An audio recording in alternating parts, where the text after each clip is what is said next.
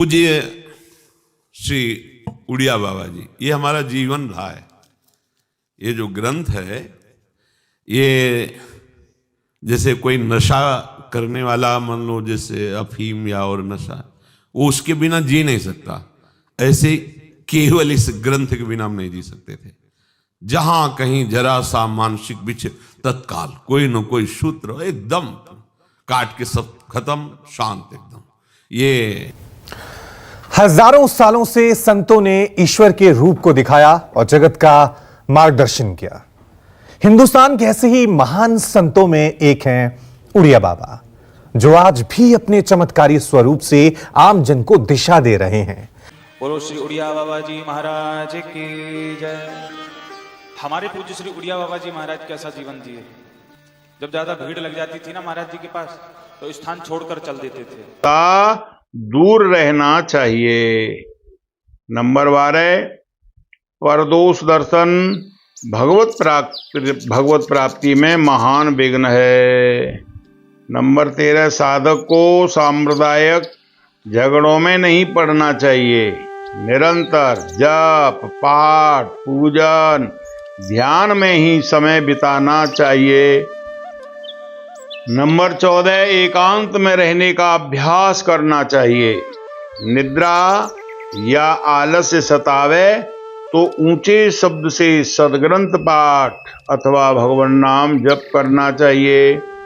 Number 15, आसक्ति छोड़कर किए हुए सब कर्म भजन के ही अंतर्गत हैं। नंबर 16, सब प्रकार के दुखों को शांति पूर्वक सहना चाहिए। नंबर 17, क्रोधी के प्रति क्षमा और बैरी के प्रति प्रेम करना चाहिए तथा अपना बुरा करने वाले के साथ भी भलाई करनी चाहिए। नंबर 18, अपने को सबसे छोटा समझना, अभिमान न करना, किसी का दोष न देखना, किसी से घृणा न करना, कम बोलना, सदा सत्य और मीठे वचन बोलना, यथासाध्य सबकी सेवा करना, दीनों पर दया करना, विवाह उत्सव आदि जन समूह में कम सम्मिलित होना, पापों से सावधान रहना और ईश्वर में पूर्ण विश्वास रखना, ये साधक के अवश्य गुण हैं। नंबर 19, स्ववर्ण और स्त्री इन दोनों से बचकर रहो। ये भगवान और जीव के बीच में खाई बनाते हैं, जिससे यमराज मुंह में धूल डालता है। नंबर 20, अविनाशी भगवान और जीव के बीच में 3 धाराएं, नदियां हैं। नंबर 1, कुल। नंबर 2, कांचन और नंबर 3, कामिनी। जो इन तीनों को पार कर लेता है, इनमें आसक्त नहीं होता, वह भगवान के पास पहुंच जाता है। नंबर 21, 3 बातें सदा याद रखनी चाहिए: दीनता, आत्मचिंतन और सद्गुरु सेवा। महाराज जी से प्रश्न किया कि भजन के विघ्न ये हैं। महाराज जी कहते हैं कि भजन के क्या विघ्न हैं? लोक में मान प्रतिष्ठा होना और देश देशांतर में ख्याति होना, धन लाभ होना, स्त्री में आसक्ति होना, संकल्प सिद्धि अर्थात जिस पदार्थ की इच्छा हो उसी का प्राप्त हो जाना। नंबर 23, भगवत प्राप्ति के लिए साधक अवश्य करने चाहिए। नंबर 1, सहनशीलता का अभ्यास। नंबर 2, समय को व्यर्थ न गमाना। नंबर 3, पदार्थ पास होने पर भी भगवान की इच्छा, पदार्थ पास होते हुए भी भोगने की इच्छा न करना। नंबर 4, निरंतर इष्ट देव का चिंतन करना। नंबर 5, सदगुरु की शरण ग्रहण करना। नंबर 24, श्री भगवान 4 मनुष्यों पर अधिक प्रेम करते हैं और 4 पर अधिक क्रोध करते हैं। इन 4 पर अधिक प्रेम करते हैं। नंबर 1, दान करने वाले पर प्रेम करते हैं, किंतु जो कंगाल होते हुए भी दान करता है उस पर अधिक प्रेम करते हैं। नंबर 2, सूरवीर पर प्रेम करते हैं, किंतु जो सूरवीर विचारवान होता है उस पर अधिक प्रेम करते हैं। नंबर 3, दीन पर प्रेम करते हैं, किंतु जो धनी होकर भी दीन हो उस पर अधिक प्रेम करते हैं। भक्त पर प्रेम करते हैं, किंतु जो बचपन या जवानी से ही भक्ति करता है उस पर अधिक प्रेम करते हैं। अब इन 4 पर अधिक क्रोध करते हैं भगवान। कौन कौन है वो? नंबर 1, लोभी पर क्रोध करते हैं, किंतु जो धनी होकर लोभ करता है उस पर अधिक क्रोध करते हैं। पाप करने वाले पर क्रोध करते हैं, किंतु जो बुढ़ापे में पाप करता है उस पर अधिक क्रोध करते हैं। अहंकारी पर क्रोध करते हैं, किंतु जो भक्त होकर अहंकार करता है उस पर अधिक क्रोध करते हैं। नंबर 4, क्रिया भ्रष्ट पर क्रोध करते हैं, किंतु जो विद्वान होकर क्रिया भ्रष्ट हो जाता है उस पर अधिक प्रेम क्रोध करते हैं। नंबर 25, विश्वास करो मंगलमय श्री हरि तुम्हारे साथ निरंतर खेल रहे हैं। दुखी क्यों होते हो?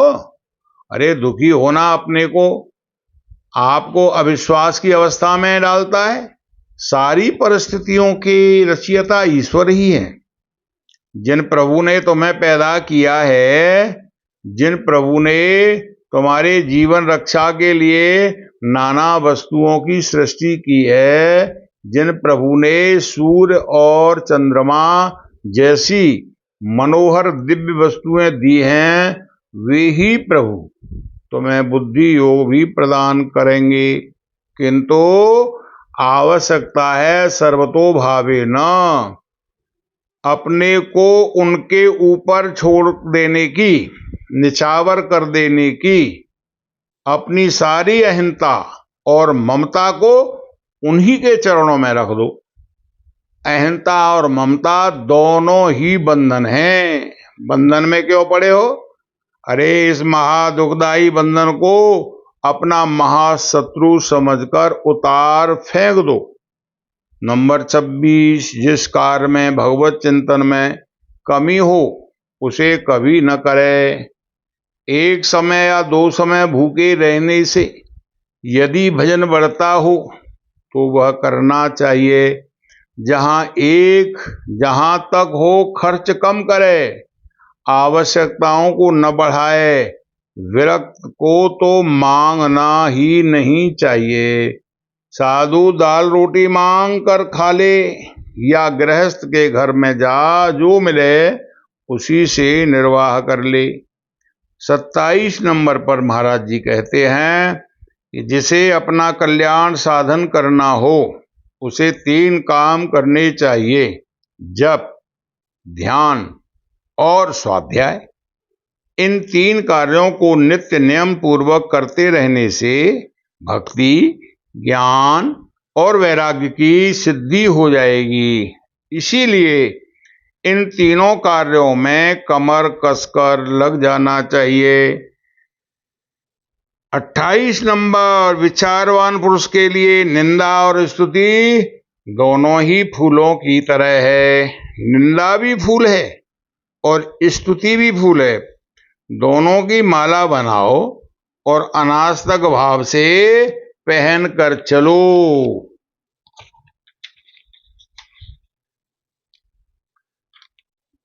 नंबर 29, सबसे पहले अपने चित्त की चिकित्सा करनी चाहिए।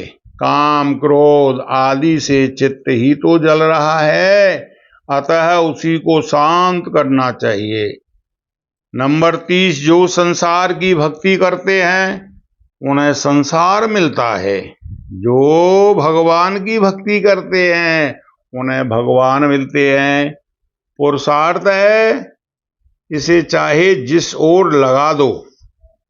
नंबर 31, जिसकी भजन में आसक्ति नहीं है उसे एकांत में नहीं रहना चाहिए। उसके लिए एकांत दुखदाई हो जाएगा। एकांत पाकर उसका मन उस पर शासन करने लगेगा। उसे तो सत्संग करना चाहिए। नंबर 32, जप और भजन करने वाला पुरुष यदि अश्लील शब्द बोलता है तो उसका भजन व्यर्थ हो जाता है। ऐसे भजन से क्या लाभ? 33 नंबर, जिसका देहाभिमान गल गया है वस्तुतः उसी ने कुछ पाया है। 34 नंबर, जिसका भगवान के साथ संबंध है उसे राग द्वेष नहीं होते, और जिसके हृदय में राग द्वेष हैं उसका यह कहना कि मुझे भगवान का दर्शन हो चुका है सर्वथा मिथ्या है। राग द्वेष वाले व्यक्ति को भगवान कभी नहीं मिल सकते। 35 नंबर, श्री महाराज जी कहते हैं कि एक भट्टाचार्य थे। वे किसी की बुराई सुनना नहीं चाहते थे। यदि उनसे कोई कहता कि अमुक जगह लड़ाई हो रही है तो वो कहते थे ऐसी बातें मत सुनाओ, बस कृष्ण कृष्ण कहो। वे बड़े अद्वितीय पंडित थे और हर समय कृष्ण कृष्ण कहते रहते थे। 36 नंबर, महाराज जी कहते हैं भक्त ज्ञानी योगी ये तीनों ही शांत रहते हैं। इन्हें व्यर्थ बातें करने की फुर्सत ही नहीं होती है। भक्त हर समय भगवत चिंतन में लगा रहता है। ज्ञानी आत्मानुसंधान में तत्पर रहता है और योगी प्राण स्पंदन के निरोध में लगा रहता है। इस प्रकार ये तीनों ही शांत रहते हैं, कभी व्यर्थ बात नहीं करते। 37 नंबर, जिनकी बुद्धि संसार की ओर है वे धीर नहीं कहला सकते। जिन्होंने बुद्धि को संसार की ओर से हटाकर भगवान की ओर लगा दिया है वे ही वास्तव में धीर हैं। 38 नंबर, जो व्यक्ति को प्रवृत्ति में तत्पर, मनुष्यत्वहीन, संसार विष्टा का कीड़ा, पशु धर्मी, मोहांध, उन्नति की आस्था से रहित तथा प्रवृत्ति परायण होता है उसे भगवत प्राप्ति नहीं होती। नंबर 29, जो व्यक्ति विचार परायण, सत्यनिष्ठ, संयमशील, शांति कामी, दुख निवृत्ति में तत्पर, पवित्रता का ही आदर्श वाला, श्रद्धा और वीर को ही बंधु बनाने वाला तथा भगवान नाम का ही आभूषण पहनने वाला होता है वह भगवान को प्रेम रज्जु में बांध लेता है। 40 नंबर, जिस प्रकार सुकरात ने प्रसन्न वदन से विषपान कर लिया किंतु सत्य को नहीं त्यागा, हरिदास ने काजी के अत्याचार से हरिनाम नहीं त्यागा, हिरण्यकश्यप के अत्याचार से प्रहलाद विचलित नहीं हुआ, इसी प्रकार धर्मनिष्ठ सत्यवादी और कर्तव्य परायण भगवत भक्त को भगवत निष्ठा में विचलित नहीं होना चाहिए। 41 नंबर, महाराज जी कहते हैं कि साधक के लिए लोक संग्रह अत्यंत विघ्नकारी है तथा ब्रह्मचर्य, सरलता, निर्भयता और वैराग्य सहायक है। साधन परिपक्व हो जाने पर लोक संग्रह हानिकारक नहीं होता। 42 नंबर, महाराज जी कहते हैं कि गुण और दोष संसारी पुरुष ही देखता है, साधक और सिद्ध दोनों गुण दोष नहीं देख सकते, क्योंकि साधक को अपने साधन के अतिरिक्त समय नहीं होता जिसमें वह दूसरों के दोष गुण दोष देखे तथा सिद्ध को अपने लक्ष्य के अतिरिक्त कुछ प्रतीत नहीं होता। फिर वह गुण दोष किसके देखे। विरक्त भगवत प्रेमियों के लिए ये दोहे बहुत उपयोगी हैं, उन्हें सर्वदा इनका मनन करना चाहिए। राज कथा और जग कथा, भोग कथा तू त्याग, ये तीनों त्यागे बिना पावे नहीं अनुराग। राम कथा और संत कथा, भक्त कथा तू जान, ये तीनों के ज्ञान से पावे पद निर्वाण। रूखा सूखा खाए के ठंडा पानी पी, देख पराई चूपरी मत ललचावे जीव। छिनहि चढ़े छिन उतरे, सो तो प्रेम न होय। अगट प्रेम पंजर वै, प्रेम कहावे सोई। प्रेम सदा बढ़बो करे, ज्यों सस्य कला सुवेश। पे पूनोया में नहीं, ताते कबहू न शेष।